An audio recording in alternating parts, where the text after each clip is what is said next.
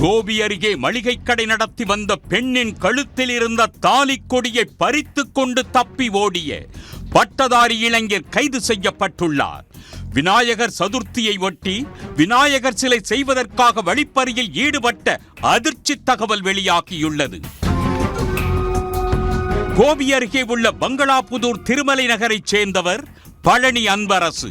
சோதிடரான இவர் பங்களாபுதூர் அத்தானி சாலையில் ஊராட்சி மன்ற அலுவலகம் எதிரே மளிகை கடை நடத்தி வருகிறார்.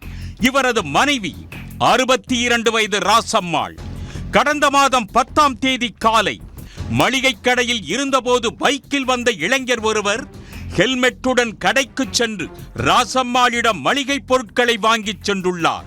அதைத் தொடர்ந்து சிறிது நேரத்திற்கு பிறகு மீண்டும் கடைக்கு வந்த அதே நபர் மளிகை பொருட்களில் தேதி காலாவதியாகிவிட்டதாக குறிப்பிட்டுள்ளதாக கூறி பொருட்களை மாற்றிச் சென்றுள்ளார். பின்னர் மதியம் மீண்டும் ஹெல்மெட்டுடன் கடைக்கு வந்த அதே இளைஞர் தண்ணீர் பாட்டில் கேட்டுள்ளார். ராசம்மாள் தண்ணீர் பாட்டிலை கொடுத்த போது அவரது கழுத்தில் அணிந்திருந்த தாலி கொடியை பிடுங்கி உள்ளார். ராசம்மாள் நகையை விடாமல் பிடித்துக் கொண்டு சத்தமிடவே அந்த இளைஞர் தாலி கொடியை இழுத்து அறுத்து கொண்டு தப்பி ஓடினார். ராசம்மாள் நடத்திய போராட்டத்தில் பாதி நகையுடன் கொள்ளையன் தப்பினான். இது குறித்து ராசம்மாள் அளித்த புகாரின் அடிப்படையில் பங்களாபுதூர் போலீசார் வழக்கு பதிவு செய்து சிசிடிவி காட்சியை வைத்து கொள்ளையனை தேடி வந்தனர். இந்நிலையில் நேற்று அதே நபர் மீண்டும் பங்களாபுதூர் பகுதியில் சுற்றித் திரிவதாக போலீசாருக்கு தகவல் கிடைத்தது. பங்களாபுதூர் போலீசார் பங்களாபுதூர் காவல் நிலையம், கோபி சாலை சந்திப்பு, டிஎன் பாளையம் என 4 இடங்களில் பிரிந்து நின்று கொள்ளையனை மடக்கி பிடிக்க தயாராக இருந்தனர். போலீசார் நடவடிக்கை குறித்து அறியாத கொள்ளையன் பங்களாபுதூர் காவல் நிலையத்தை கடந்த போது அங்கு கண்காணிப்பு பணியில் இருந்த போலீசார் கொள்ளையனை பிடிக்க முயன்றனர். அப்போது அங்கிருந்து தப்பி ஓடி உள்ளார். அதைத் தொடர்ந்து போலீசார் கொள்ளையனை விரட்டிச் சென்று மடக்கி பிடித்து காவல் நிலையத்திற்கு கொண்டு சென்று விசாரணை நடத்தினர். போலீசார் நடத்திய விசாரணையில் பிடிபட்ட இளைஞர் திருப்பத்தூர் மாவட்டம் கந்திலியை சேர்ந்த 34 வயது சிவப்பிரகாசம் என்பது தெரிய வந்தது. எம்காம் படித்துள்ள சிவப்பிரகாசம் ஊட்டி உள்ளிட்ட பல்வேறு இடங்களில் தனியார் நிதி நிறுவனத்தில் மேலாளராக வேலை செய்து வந்துள்ளார். வேலைப்பளு அதிகரிக்கவே வேலையை ராஜினாமா செய்துவிட்டு கடந்த சில ஆண்டுகளாக சொந்த ஊரில் விநாயகர் சிலை செய்யும் தொழில் செய்து வந்துள்ளார். 1 அடி முதல் 10 அடி உயரமுள்ள விநாயகர் சிலைகளை தயாரித்து பல்வேறு ஊர்களுக்கு விற்பனை செய்து வந்துள்ளார்.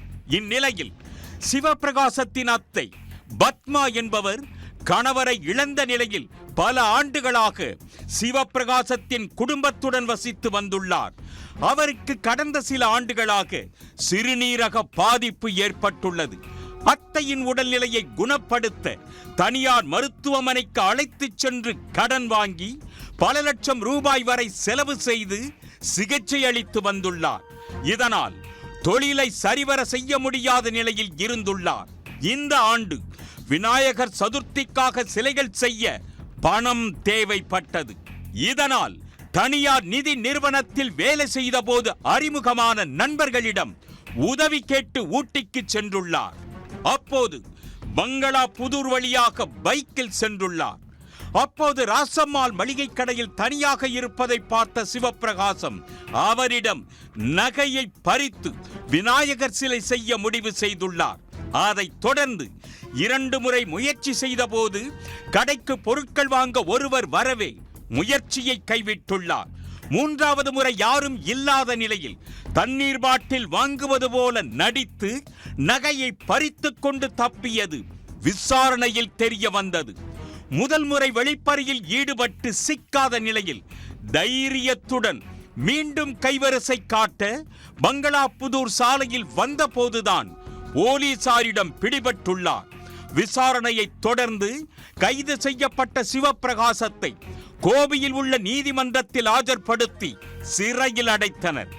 விநாயகர் சிலை செய்வதற்காக வழிப்பறியில் ஈடுபட்ட பட்டதாரி இளைஞர் கைது செய்யப்பட்டு சிறையில் அடைக்கப்பட்ட சம்பவம் கோபி பகுதியில் பரபரப்பை ஏற்படுத்தியது.